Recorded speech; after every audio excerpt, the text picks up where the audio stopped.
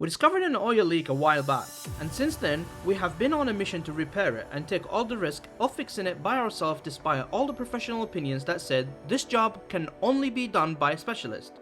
We have had issues with the fuel injectors, engine mounts, and car not turning back on. And we also had to do the job during the harsh winter. We encountered rain, snow, and windy conditions. And to make matters even worse, the shelter we had got damaged in a storm and we were working on our steep, slopey driveway. But it goes without saying that you should always persevere in what you do and don't let other people's opinions get in the way of your success. I have 2 hands, I have a brain, and I have some tools, and I have some time to play. We are on a final mission to complete this job just before the MOT for one last video on this oil leak series. Hey guys, welcome back to the channel. Today is very exciting because we're patching things up. Last time, if you remember, we managed to turn on the car. We had some troubles, but we managed to turn on the car. So that's all good news. We've checked the leak. There's no more leak. So all the problem is sorted. We put back the manifold, of course, all the electricals and stuff like that, but we still haven't finished yet.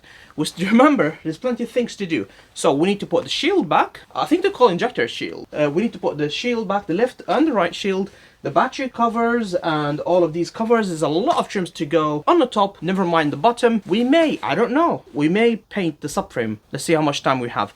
We need to also change the oil. Have we filled with the injector number 4? We kind of have. What do you think, Alex? Have we filled? Yeah, we couldn't really take it out. Yeah, we couldn't. We tried to take the engine mount, we tried to lift the engine, nothing worked. Yeah, but it is what it is. Yes. That's the situation. The important thing is that the leak was fixed. Yeah, you know? yeah, the leak was fixed. But even though we are short on time, by the way, we don't even have time to do. We're really short on time because I have an MOT, so we need to send the car to MOT. After the MOT, we'll do whatever we want. But right now, we need to send the car to MOT, so that's why we were rushing with, like we said in the previous video. So, without further ado, should we get started? Let's get started. Let's do this.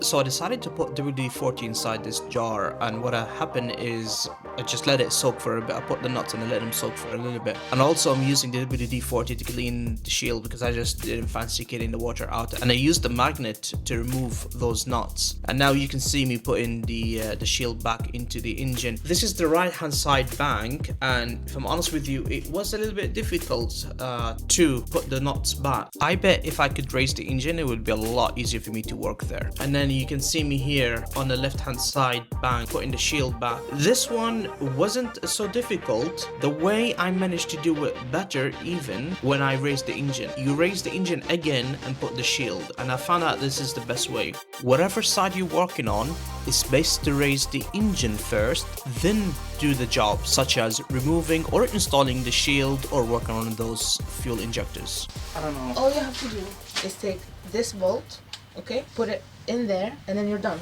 Yeah, Jobs and are you're good. done. Just put it, Go for it. and you're That's done. it. Yeah, Look. and you're done. Put it, And you're done. Frustration levels going up. Yeah, it's this screw. It's screwing with me. Kidding me? You see right here, this is the prime example of why you should remove all of your trims under the car before starting the works, because you will be dropping things in the engine bay area for sure. It's one of those days. Like, obviously I can remove stuff, but I don't want to remove stuff, you know, I just want to get it in. Try again. Reload. It'll get there. See if I use the force. May the force be with you. Although we never watched Star Wars. I'm curious if you guys like us joking around, and if you want me to keep it in the edit, or you prefer to us to remove it. Now we're going to put the plastic trims back, which this trim actually protects the battery. So I don't know if we filmed this before. I don't think we may not have. I don't remember. If we haven't, that's how you put it back. Let me show you. So it sits like this inside. But if you remember remember how I was always saying wherever you take a bolt out from, put it back in so you know where it came from? Yes. Well, it's these bolts here now we need to take out. That's coming in handy. Yeah. So we have 1, 2, 3. And we have 2 plastic here. Vinyl and rubber care. Ah. Because we're not going to be here again. Hopefully. Yeah, hopefully. So just clean all these rubbers. There also protects plastic. Listen, I'm not sponsored or anything, but truth be told, these Autoglym products are amazing. This vinyl and rubber care is really, really good. I'm so glad I put it. So we have to pass it through like that, maybe. And it goes under. It's a bit of maneuvering. This cable goes here underneath. There's not enough space for it. This one goes here. This, can you see this piece of rubber here? I'm going to clean it actually. Oh yeah. That slots into here, to this one. Yeah. This one goes all the way down. Then this goes from here. Then it clips into this one, like so. Then this one goes here.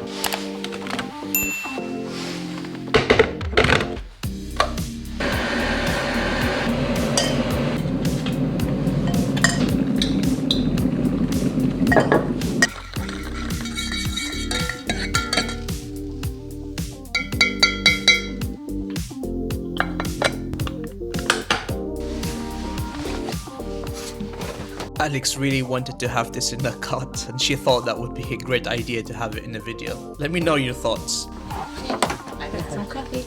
Oh, I've lost some coffee. Enjoy. Thank you.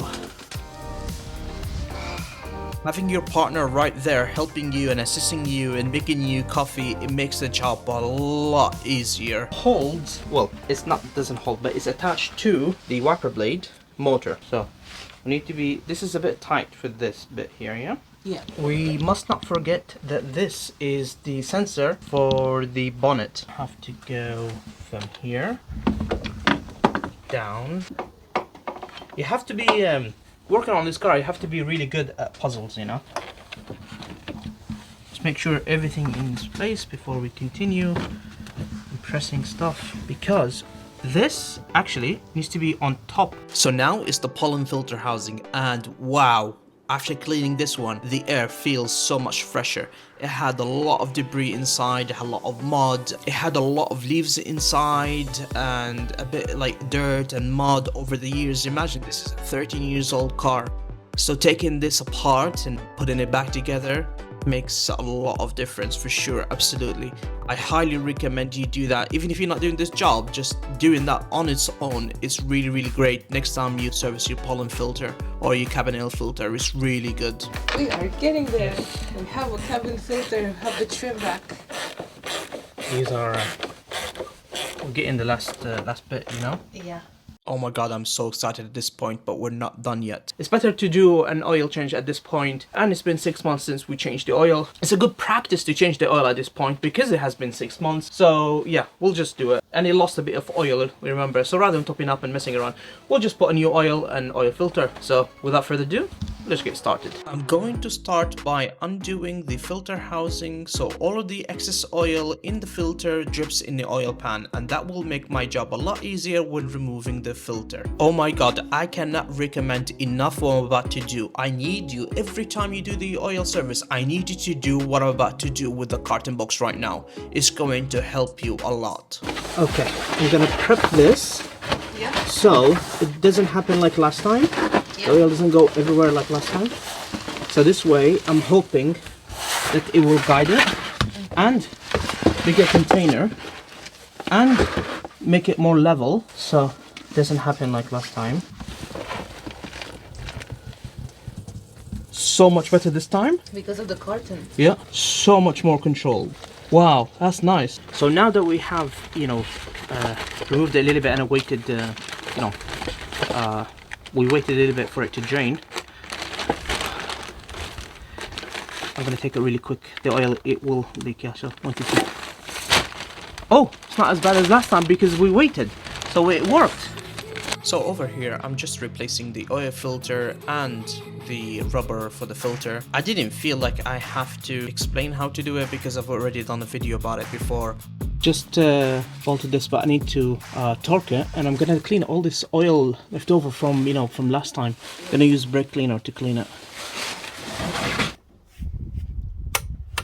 Someone's not happy. Let's see. Ready? Ready. If you were wondering, this is a Castrol 5W30A5, but I have a feeling C1 would be better. Wow, and we service the car. Well, not service, change the oil. Wasn't the fully service, that was part service. So we changed the oil filter, drain the oil, fill new oil. Let's empty the old oil. Yeah. And then what do we need to do next? We put the engine cover, close the bonnet. And take it for a drive. Oh, Yeah. should we put the What? the thing, the struts? I think it's called struts. Whatever the so. Like, Oh yeah, for the bonnet. yeah, for the bonnet, so they're not in a service position. Oh, I need to do the trims under the car. Yes. The car needs cleaning underneath, and you know, there's a bit of work. But that's for another time. I hope you enjoyed this series. What we're doing next? I don't know what we're doing next. We're yeah. gonna make sure the car is prepared for MOT, isn't it? Oh yes, MOT. Yes, Yeah. yes, we'll do that. So, Yeah. should we take them out for a journey? And you know what? Yeah. Why don't you join us with our MOT journey? Let's Yes. see if the car passes our MOT or not, okay? And if it's not, what do we need to do next? So let's do that next. Please make sure to subscribe for more videos just like this one. And make sure to like our videos because it supports our channel and it helps us to grow. So you have three options of what you can do with your old engine oil. Number one, you can put it back into your engine. Number two, you can use it in the morning coffee. Or number three, you can put it back in the old bottles and recycle it. I will leave that for you to decide. Thank you very much for watching. And I'll see you on the next one. Bye-bye. And we all got dreams, we all want things. But what you gonna do for it? How you gonna move for it? What you gonna be? And do you believe